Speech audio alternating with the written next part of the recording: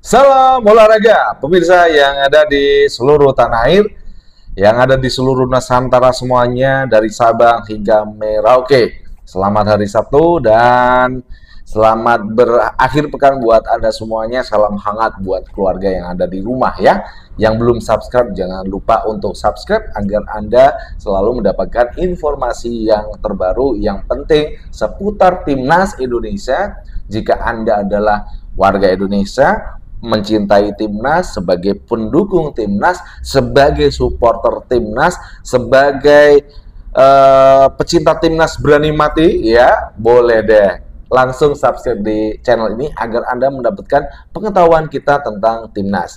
Pemain-pemain siapa aja yang tentu saja akan menjadi target PSSI yang di bulan Agustus. Seperti yang sudah kita ketahui, Pak Erick Thohir mengatakan bulan Agustus itu adalah agenda Mauro Silstra dan dua penyerang yang akan menjadi tambahan untuk skuad timnas senior dinaturalisasi.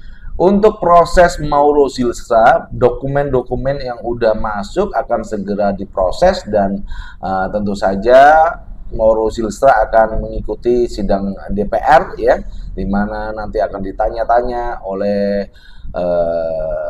anggota DPR bagaimana kesiapan Anda, kenapa Anda kok pengen jadi warga Indonesia, bergabung Timnas Indonesia, kenapa, apa keinginannya, apa cita-citanya untuk bangsa ini, begitu kan.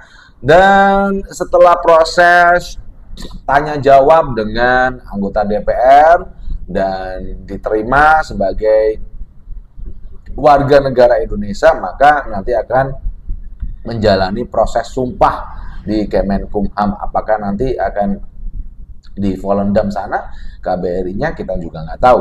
Yang pasti Pak Erick Thohir itu sangat fleksibel karena beberapa pemain kemarin yang dinaturalisasi juga nggak perlu datang ke Jakarta, cukup di KBRI yang terdekat bisa mereka jangkau. Dan kita akan membahas dua pemain yang akan dinaturalisasi ini. Kan rekan-rekan pasti mencari tahu, mencari pembenaran. Iya, tidak ada yang benar, saya katakan, tidak ada yang benar. Semua pengamat sepak bola itu hanya memprediksi. Kalau kita memprediksi, yang pertama Pak Erick Thohir mengatakan, ya, Pak Erick Thohir mengatakan setelah pertandingan lawan Filipina di Piala AFF U23 akan ada dua orang pemain depan, entah itu striker atau winger, kita nggak tahu. Yang penting itu pemain depan yang akan dinaturalisasi baru. Kalau Mauro Silstra sudah masuk, berarti ada tambahan dua orang. Semua heboh. Ya, kita cari berita-berita di Eredivisie yang mengupas pemain keturunan Indonesia yang dia akan dinaturalisasi oleh negara ini. Kita cari di Italia, kita cari di Belgia, kita cari di Spanyol, kita cari di Italia. Ternyata ya, media-media di Belanda sangat panas, sangat heboh dengan Emiliano Jonathan. Ini pemain juga tidak terbuka, tidak wawancara dengan media, tidak membuka diri untuk, ya saya akan menjadi warga negara. Tidak. Prosesnya sudah tidak seperti kemarin-kemarin lagi. Ya, Indonesia udah 112 dunia, boy. Bentar lagi kita udah naik 100 besar nih, ya. Entah di 90 atau di 80, bentar lagi tuh Indonesia akan menuju ke sana di 100 besar, mungkin hingga 50 besar peringkat FIFA kita. Karena dengan peringkat kita yang sudah 118 aja, pemain-pemain kita aja ya terkatung-katung. Nah, contoh Tom Hay, Miss Hilgers, ya, kemudian juga ada Bang J. Itzes, ya, kemudian juga Emil Audero. Kalau kita peringkat FIFA-nya itu tinggi, pemain itu menarik buat klub, pasti langsung nggak ada cengcong-cengcong. Itu masalahnya ya teman-teman, yang mungkin teman-teman nggak terlalu tahu tentang itu. Jadi untuk klub-klub yang ada di Serie A dan juga di Liga Inggris dan juga Spanyol dan juga Belgia itu melihatnya ke sana. Pemain ini peringkat negaranya berapa? Kan gitu. Bukan, oh ini bagus nih, kita kontrak harganya mah nggak bisa boy, gitu. Contoh nih, kita sudah mengatakan Miliano Jonathan. Ini prediksi saya, ya, bukan prediksi PSSI karena yang mengurus itu PSSI.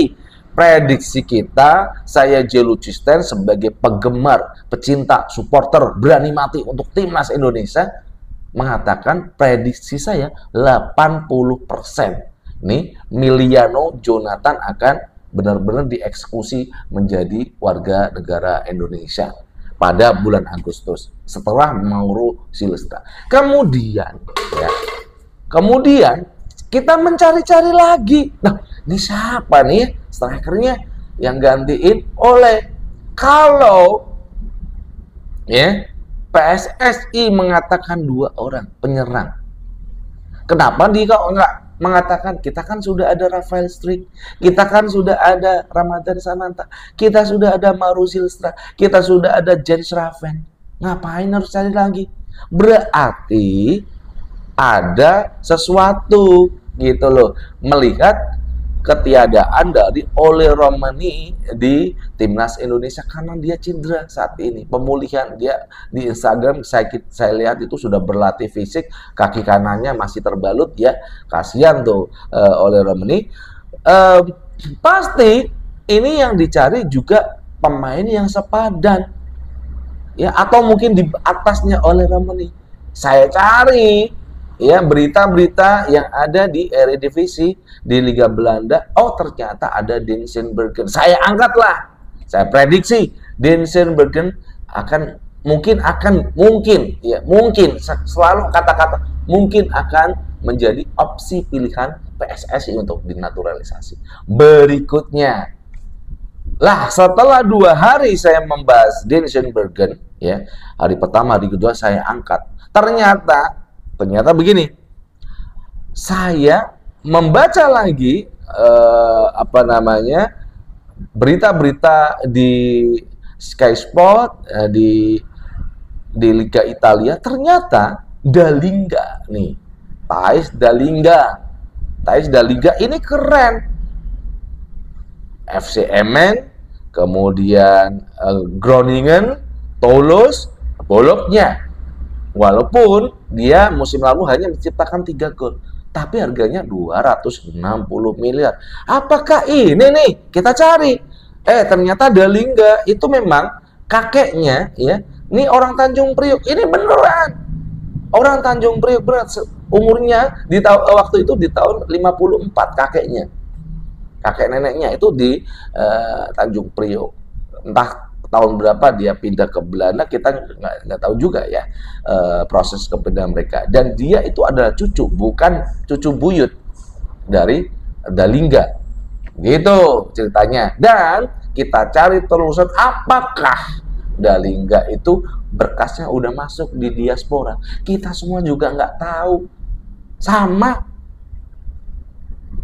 mau Yusa Nugra, mau Bung Ropan, nggak ada yang tahu. Yang tahu itu hanya Pak Arya Sinulinga. Ya, ini untuk berkas pemprosesan naturalisasi. Yang tahu itu Pak Arya. Nah, siapa yang kenal Pak Arya Sinulinga, silahkan hubungi Pak Arya Sinulinga. Berikutnya, karena saya melihat tuh si Thijs Dalinga ini masih ngebet untuk menjadi pemain timnas Belanda. Waduh, ini kalau saya melihat Erick Thohir, melihat pemain ini yang masih menunggu panggilan timnas Orange Belanda, oh no, Pak Erick Thohir nggak suka pemain kayak gini. Tetapi ya tidak menutup kemungkinan Thijs Dalinga masuk menjadi nominasi setelah Miliano Jonathan. Berikutnya ada Ari Wibowo nih. Ya, Ari Wibowo ini masih muda. Kalau Miliano Jonathan juga masih muda, kemudian Thijs Dalinga masih muda 24 ya, kelahiran 2001 kalau nggak tahun 2000 ya. Kemudian Ari Wibowo itu juga masih muda, Denzel Bergkamp sudah agak matang selevel dengan Thais Dalingga. Ini kalau Ari Wibowo, kalau kita ngerekrut dia tergesa-gesa, nih anak baru 3 kali main di MLS, asis belum ada, golnya juga belum ada. Kalau kita mencari striker yang paling enggak lah dia udah cetak asis 1, gol 1 dalam 3 pertandingan, itu pemain berkualitas. Begitu boy. Apakah 3 pemain itu masuk? Dia belum tentu. Semua atau pemilihan lanjutan belum tentu. Kita itu memprediksi, ya, memprediksi untuk memberikan berita kepada Anda semua yang ada di rumah. Bukan untuk kita membenarkan, ini loh benar, bukan, ya rekan-rekan semuanya. Semisal ada yang bilang Yusa Nugraha mengatakan bahwasanya jangan enggak, dia juga bukan orang PSSI bro. Satu catat, Yusa Nugraha juga bukan orang PSSI. Ingat, yang kita jadikan pegangan adalah PSSI. Yang tahu itu Pak Arya Sinulinga. Ya, demikian. Saya udah pernah ketemu Pak Arya Sinulinga di acara BUMN, pokoknya pernah lah ya. Dan kita akan berjumpa lagi pada edisi yang akan datang ya. Tentu saja dengan informasi sepak bola timnas Indonesia senior, seputar pemain transfernya yang mungkin ada di Liga Italia, Liga Inggris, Liga Belgia, Liga Jerman, dan Liga Spanyol.